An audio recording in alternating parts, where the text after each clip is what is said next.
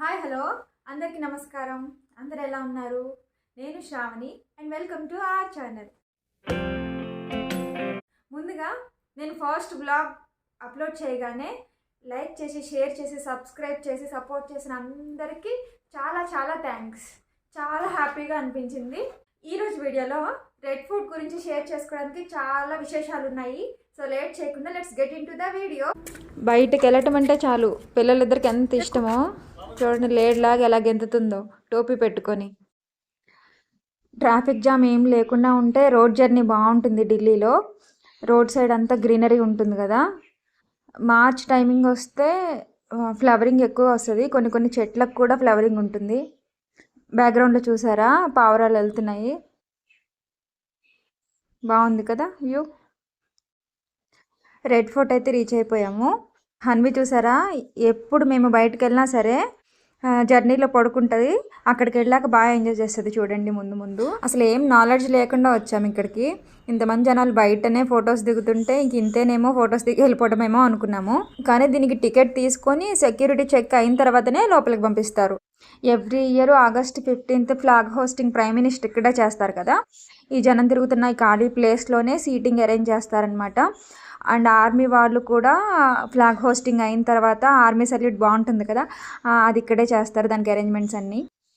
మోక్షిత్కి వెనక కనిపిస్తుంది కదా ఎంట్రన్స్ గేటు, అదే రెడ్ ఫోర్ట్కి ముఖద్వారం అనమాట. లాహోరీ దర్వాజా అటే వెళ్ళాలి, కానీ సెక్యూరిటీ చెక్ అయ్యాక చుట్టూ తిరిగి వెళ్ళాలి. చెకింగ్ అయిపోయింది, ఎంట్రన్స్ గేట్ వైపు నడుస్తుంది. బ్రిటిష్ పాలన కంటే ముందు మనల్ని పాలించింది మొఘల్ చక్రవర్తులు కదా. ఆ మొఘల్ చక్రవర్తుల్లో ఒక్కరైన షాజహానే ఈ ఎర్రకోటను కట్టారనమాట. ఇప్పుడు ఈ ఎర్రకోట ఉన్న ప్లేస్ని ఢిల్లీ అంటున్నారు కదా, అప్పుడు షాజహానాబాద్ అని పిలిచేవారు. కోట గోడ చుట్టూ ఇలా కందకాలు తవ్వబడి ఉంటాయన్నమాట. బ్యాక్ సైడ్ యమునా రివర్ ఉంది. ఆ రివర్ వాటర్ దీంట్లోకి వచ్చేలాగా చేశారు. దీంట్లో మొసళ్ళు వదిలేవాళ్ళు రాజుల కాలంలో. సో ఎవరైనా గోడ ఎక్కాలని ట్రై చేస్తే ఆ మొసలికి ఆ రోజు విందు భోజనం అయిపోతారనమాట. మనమైతే ఎంట్రన్స్ గేట్లో నడుస్తున్నాము. రైట్ సైడ్ స్టెప్స్ కనిపిస్తున్నాయి కదా, ఆ స్టెప్స్ ఎక్కాలి. ఆ పైనే ఫ్లాగ్ హోస్టింగ్ చేసేది.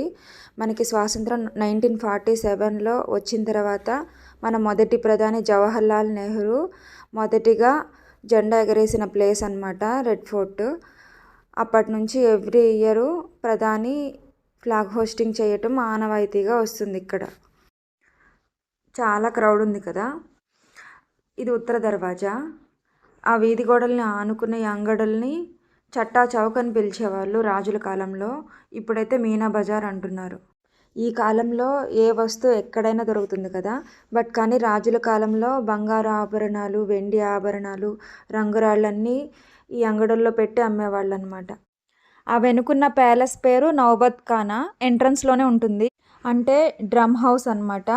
దాంట్లో ఉండే మ్యూజిషియన్స్ రాజులు కానీ ఎవరైనా డిగ్నటరీస్ కానీ వచ్చేటప్పుడు అనౌన్స్ చేస్తారనమాట పబ్లిక్ ఆడియన్స్ కోసము. అండ్ మ్యూజిక్ కూడా ప్లే చేస్తూ ఉంటారు ఆ బిల్డింగ్ నుంచి. షాజహాన్ రెడ్ ఫోర్ట్ కట్టకముందు మొఘలుల నివాస స్థలము ఆగ్రాలో ఉండేది. ఈ కట్టడం ఫినిష్ అయిన తర్వాత ఆగ్రా నుంచి ఢిల్లీకి వాళ్ళ నివాస స్థలం మారిపోయింది. ఇంత ఖాళీ స్థలం ఉంది కదా, సుమారు ఎర్రకోట 250 ఎకరాల్లో ఉంది. అప్పట్లో ఈ ప్లేస్ అంతా గుర్రాలు, ఒంటెలతో ఉండేది. స్వాతంత్రం కోసం జరిగిన మొదటి తిరుగుబాటు సిపాయిల తిరుగుబాటు. 1857లో జరిగిన ఈ తిరుగుబాటు గురించిన అన్ని విషయాలు ఈ మ్యూజియంలో ఉన్నాయన్నమాట. ఈ ఎర్రకోటను ఆఖరిగా పరిపాలించిన రాజు బహదూర్ షా జాఫర్. సిపాయిల తిరుగుబాటులో జాఫర్ హస్తం ఉందనుకొని బ్రిటిష్ వారు తిరుగుబాటు తర్వాత ఈ ఎర్రకోటను ఆక్రమించుకున్నారు. జాఫర్ ఇక్కడే ఖైదీగా బంధింపబడ్డారు. ఇతనే బహదూర్ షా జాఫర్. ఇది అతని డ్రెస్సే, మ్యూజియంలో పెట్టించారు.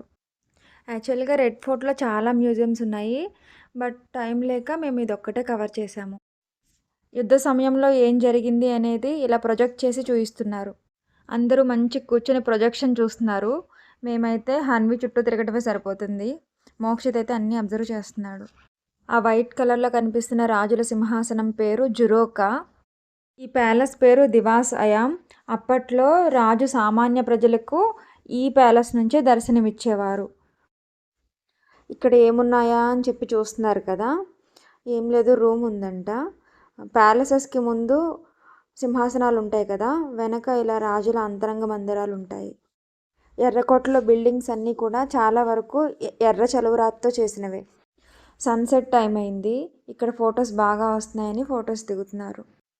రాజుగారి సింహాసనాన్ని ప్రజల్ని వేరు చేయడానికి బంగారు కంచె, వెండి కంచె ఉండేవి. ఇప్పుడు తీసివేసి గ్లాస్ పెట్టారు. నౌబత్ ఖానా అని చెప్పా కదా, డ్రమ్ హౌస్ అనమాట. వెనుకుంది ముంతాజ్ మహల్. బ్యాక్గ్రౌండ్లో మోతీ మస్జిద్, షాజహాన్ వారసుడు ఔరంగజేబ్ కోసం కట్టబడింది. ఇది ఖాస్ మహల్. ఫుల్ ఫ్లోరల్ డిజైన్తో ఉంటుంది బిల్డింగ్ మొత్తం కూడాను. ఆ ఫ్లవర్స్ మధ్యలో రంగురాళ్ళు ఉండేవంట. ఆ తర్వాత కాలంలో దోపిడీదారులు, కొందరు ఆకతాయిలు వాటిని నాశనం చేశారు. ఎత్తైన ప్రదేశం మీద వరుసగా ఇలా బిల్డింగ్స్ కట్టుంటాయన్నమాట. ఇంత హైట్ మీద నుంచి చూస్తే బ్యాక్ సైడ్ ఉన్న యమునా రివర్ వ్యూ అనేది బాగుంటుంది. సెక్యూరిటీ వాళ్ళు ఇప్పుడు చూడనివ్వట్లేదు. ఈ ఫోటోలో చూడండి ఎంత హైట్లో ఉందో ఈ బిల్డింగ్. వాల్ కనిపిస్తుంది కదా, దాని వెనక యమునా రివర్ ఉంది.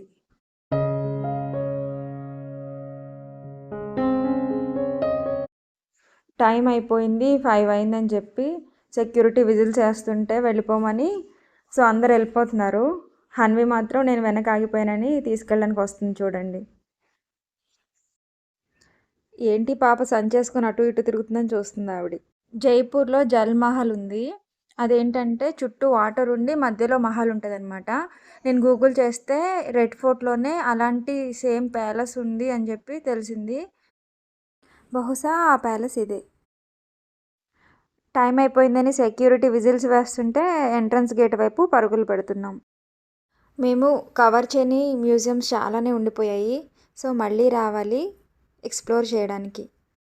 ఈ రెడ్ ఫోర్ట్కి ఆపోజిట్లోనే చాందీ చౌక్ అని ఫేమస్ హోల్సేల్ మార్కెట్ ఉందన్నమాట. సో మేమైతే అక్కడికి వెళ్ళేసి ఫుడ్ తినేసి ఇంటికి వెళ్ళిపోయాము. నైట్ వ్యూ అయితే ఇలా ఉంది.